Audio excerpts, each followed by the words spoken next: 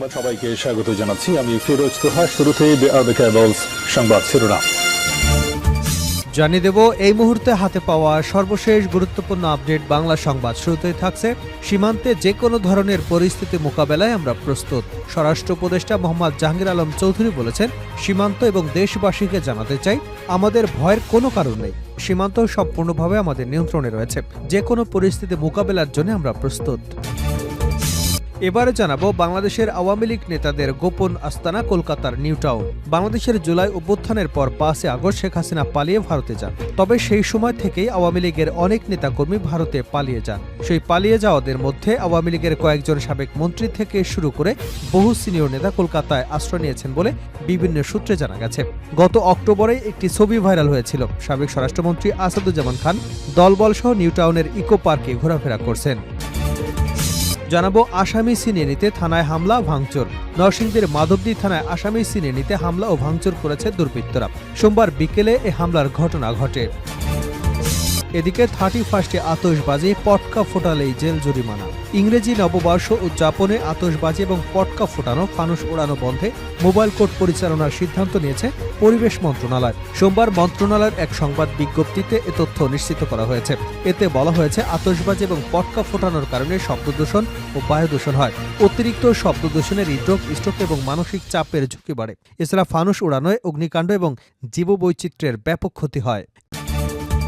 এবারে থাকছে ছাত্রদল সভাপতির সঙ্গে দীপ্তির তুমুল বাগবিতণ্ডা, ভিডিও ভাইরাল। বেসরকারি একটি টেলিভিশনের টকশোতে সম্প্রতি বাংলাদেশ জাতীয়তাবাদী ছাত্রদলের সভাপতি রাকিবুল ইসলাম রাকিব অংশগ্রহণ করেন। সেখানে ছাত্র সংগঠনের নেতা হয়ে ছাত্রত্ব কেন নেই এমন প্রশ্ন ইস্যুতে উপস্থাপকের সঙ্গে বাগবিতণ্ডায় জড়িয়ে পড়েন ছাত্রদল সভাপতি। এবং সর্বশেষ জানাবো ব্রিটেনে দুর্নীতিবিরোধী কার্যালয়ের পদ থেকে টিউলিপকে অপসারণের দাবি। ব্রিটেনে দুর্নীতিবিরোধী কার্যক্রম থেকে সরে আসার জন্য ক্রমবর্ধমান চাপের মুখে পড়েছে ক্ষমতাসীন লেবার পার্টির মন্ত্রী ও বাংলাদেশের সাবেক প্রধানমন্ত্রী শেখ হাসিনার ভাগ্নি টিউলিপ সিদ্দিক। অর্থ আত্মসাতে সহায়তার অভিযোগ ওঠার পর তাকে দুর্নীতিবিরোধী কার্যালয় ফিনান্সিয়াল স্যাংশন ইমপ্লিমেন্টেশনের পদ থেকে সরে যাওয়ার আহ্বান জানিয়েছেন বিরোধী দলের এমপিরা। এতক্ষণ শিরোনাম শুনছিলেন, এবার বিস্তারিত। প্রিয় দর্শক, আপনি যদি এই চ্যানেলে নতুন হয়ে থাকেন, ভিডিওটি দেখতে দেখতে চ্যানেলটি সাবস্ক্রাইব করে আমাদের সঙ্গে থাকুন। আর এই ভিডিও সম্পর্কে আপনি আপনার মূল্যবান মতামতটি কমেন্ট বক্সে জানিয়ে দিন। আর হ্যাঁ প্রিয় দর্শক, জানিয়ে দিন ভিডিওটি কোথা থেকে দেখছেন। সীমান্তের যে কোনো পরিস্থিতি মোকাবেলায় আমরা প্রস্তুত। স্বরাষ্ট্র উপদেষ্টা জাহাঙ্গীর আলম চৌধুরী বলেছেন, সীমান্ত এবং দেশবাসীকে জানাতে চাই আপনাদের ভয়ের কোনো কারণ নেই। সীমান্ত সম্পূর্ণভাবে আমাদের নিয়ন্ত্রণে রয়েছে। যে কোনো পরিস্থিতি মোকাবেলার জন্য আমরা প্রস্তুত। সোমবার দুপুরে কক্সবাজারের টেকনাফ সীমান্ত পরিদর্শন শেষে সাংবাদিকদের ব্রিফকালে এসব কথা বলেন তিনি। জাহাঙ্গীর আলম চৌধুরী বলেন, মিয়ানমার সীমান্তের বাংলাদেশ অংশের সব বিউপিতে ইতিমধ্যেই জনবল বাড়ানো হয়েছে অন্য বাহিনীর জনবল। টহল তৎপরতা বাড়ানো হয়েছে নাপ নদীতে। সীমান্তের বিভিন্ন গুরুত্বপূর্ণ স্থানে বাড়ানো হয়েছে গোয়েন্দা কার্যক্রম। বিজিবি রাতদিন 24 ঘণ্টার সার্বক্ষণিক টহল জারি রেখেছে। একইভাবে কাজ করছে কোস্টগার্ড, আনসার এবং পুলিশও। টেকনাফের দমদমিয়া বিওপি নিকটবর্তী এলাকায় তাৎক্ষণিক ব্রিফিংয়ে উপদেষ্টা আরও বলেন, দীর্ঘ সময় ধরে মিয়ানমারে গৃহযুদ্ধ দাঙ্গা হয়। সর্বশেষ গত 8ই ডিসেম্বর মাংডু টাউনশিপ দখলের মধ্য দিয়ে বাংলাদেশ সীমান্তের 271 কিলোমিটার এলাকা আরাকান আর্মির দখলে। এছাড়া সীমান্তের উপরে প্রায় গোলাগুলির শব্দ শুনতে পাওয়া যায় এবং বিভিন্ন সময় ক্ষুদ্র ও ভারী অস্ত্রের ফায়ারে গোলা এপারে এসে পতিত হয়। আমাদের দেশের স্বার্থ রক্ষার্থে সংশ্লিষ্ট বিষয়ে আমরা প্রথম থেকে মিয়ানমার সরকার এবং আরাকান আর্মির সঙ্গে যোগাযোগ রক্ষা করে চলেছি। তিনি আরও বলেন, বিভিন্ন সময় জীবন রক্ষার্থে এবং যুদ্ধ আহত কিছু মিয়ানমার নাগরিক বাংলাদেশে আগমন করলে নিতান্ত মানবিক কারণে তাদের গ্রহণ করা হয়। এছাড়া আরাকান আর্মির তীব্র আক্রমণে মিয়ানমার জান্তা সরকারের বিভিন্ন নিরাপত্তা বাহিনীর প্রায় 876 জন সদস্য বিজিবির কাছে আত্মসমর্পণ করে। তাদের বিজেপি আটক করে হেফাজতে রেখে আবার ফেরত পাঠানো হয়েছে। বর্তমানে পরিস্থিতির আলোকে দেশমাতৃকার সার্বভৌমত্ব রক্ষায় সীমান্তবাসীর নিরাপত্তা নিশ্চিতকরণে বিজিবি এবং অন্য বাহিনী সর্বোচ্চ পেশাদারিত্বের সঙ্গে দায়িত্ব পালন করছে। কলকাতার নিউ টাউন বাংলাদেশ আওয়ামী লীগ নেতাদের গোপন আস্তানা। বাংলাদেশ জুলাই অভ্যুত্থানের পর 5 আগস্ট শেখ হাসিনা পালিয়ে আসেন ভারতে। তবে সেই সময় থেকে আওয়ামী লীগের অনেক নেতাকর্মী ভারতে পালিয়ে এসেছেন। তবে পালিয়ে আসাদের মধ্যে আওয়ামী লীগের কয়েকজন সাবেক মন্ত্রী থেকে শুরু করে বহু সিনিয়র নেতা কলকাতায় আশ্রয় নিয়েছেন বলে বিভিন্ন সূত্রে জানা গেছে। গত অক্টোবরেই একটি ছবি ভাইরাল হয়েছিল। সাবেক স্বরাষ্ট্রমন্ত্রী আসাদুজ্জামান খান কামাল দলবলসহ নিউ টাউনের ইকো পার্কে ঘোরাফেরা করছেন। তার সঙ্গে ছিলেন এমপি অসীম কুমার উকিল, তার স্ত্রী অপু উকিল, হাজী সেলিমের এক ছেলে। তবে এই মুহূর্তে আসাদুজ্জামান ঠিক কোথায় অবস্থান করছেন তা নিশ্চিত হওয়া যায়নি। আওয়ামী লীগের সাধারণ সম্পাদক ও সাবেক সেতুমন্ত্রী ওবায়দুল কাদেরও শিলং দিয়ে ভারতে প্রবেশ করে পরিচিতদের ব্যবস্থাপনায় নভেম্বরের দ্বিতীয় সপ্তাহে কলকাতায় এসে আশ্রয় নিয়েছেন বলে জানা গেছে। সম্প্রতি নিউ টাউনের যে বিলাসবহুল সঞ্চিত আবাসন থেকে সিলেট আওয়ামী লীগের 4 শীর্ষস্থানীয় নেতাকে মেঘালয় পুলিশ সেখানকার একটি মারপিটের ঘটনায় গ্রেপ্তার করে, সেই আবাসনেই সে সময় উপস্থিত ছিলেন আওয়ামী লীগের সাবেক প্রেসিডিয়াম সদস্য জাহাঙ্গীর কবির নানক, আওয়ামী লীগের সাংগঠনিক সম্পাদক শফিল আলম চৌধুরী নাদেল। দুজনেই গত 4 মাস ধরে কলকাতাতেই রয়েছেন। সিলেটের স্বেচ্ছাসেবক লীগের সভাপতি আফসার আজিজ, সাধারণ সম্পাদক দেবাংশু দাস মিঠু কলকাতায় রয়েছেন বলে জানা গেছে। এদিকে একটি সূত্র নিশ্চিত করেছে শেখ হাসিনার আত্মীয় স্বজন মাদারীপুর 1 আসনের সাবেক এমপি নূরে আলম চৌধুরী লিটন কলকাতায় আছেন। এছাড়া বিভিন্ন জেলার ইউনিয়ন পরিষদের অনেক চেয়ারম্যানও কলকাতায় রয়েছেন। সুনামগঞ্জের এক ইউপি চেয়ারম্যানও রয়েছেন কলকাতায়। জানা গেছে পরিচিত আওয়ামী লীগের নেতারা সচরাচর বাইরে গেলে সঙ্গী পরিবেষ্টিত হয়েই যান। তবে খুব সতর্কতার মধ্যে তারা রয়েছেন বলে তাদের ঘনিষ্ঠ মহল সূত্রের নিশ্চিত খবর জানিয়েছে। নিজেদের মধ্যে যোগাযোগ থাকলেও মোবাইল ব্যবহারের ক্ষেত্রে তারা সতর্কতা অবলম্বন করছেন। তবে পালিয়ে আসা নেতারা কেউ কলকাতায় কোনো হোটেলে থাকছেন না, থাকছেন খানিকটা আড়ালে কলকাতায় লাগোয়া রাজারহাট নিউ টাউনের বিভিন্ন আবাসনে। এই অঞ্চলে গত 1 দশকে তৈরি হয়েছে প্রচুর বিলাসবহুল আবাসন। সেসব আবাসনের অভ্যন্তরীণ নিরাপত্তা ব্যবস্থা বেশ আঁটোসাঁটো। ভারতীয়দের কেনা বহু ফ্ল্যাট খালি থাকে। দালাল এবং রাজনৈতিক নেতাদের মাধ্যমেই সেগুলোতে প্রবাসীরা নিশ্চিন্তে থাকেন।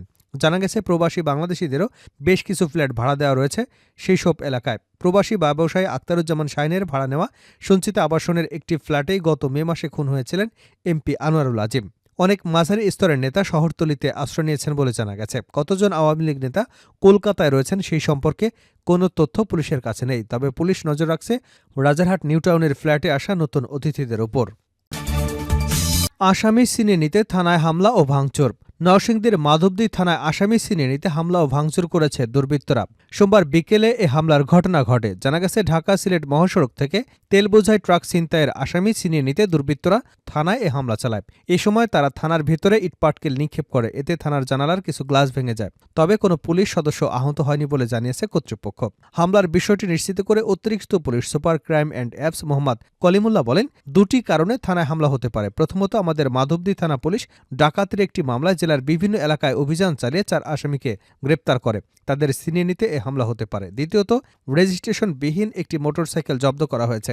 এটি নিয়ে যেতেও হামলার ঘটনা ঘটতে পারে। তিনি বলেন, যারা হামলা চালিয়েছে তারা সবাই স্থানীয় বাসিন্দা।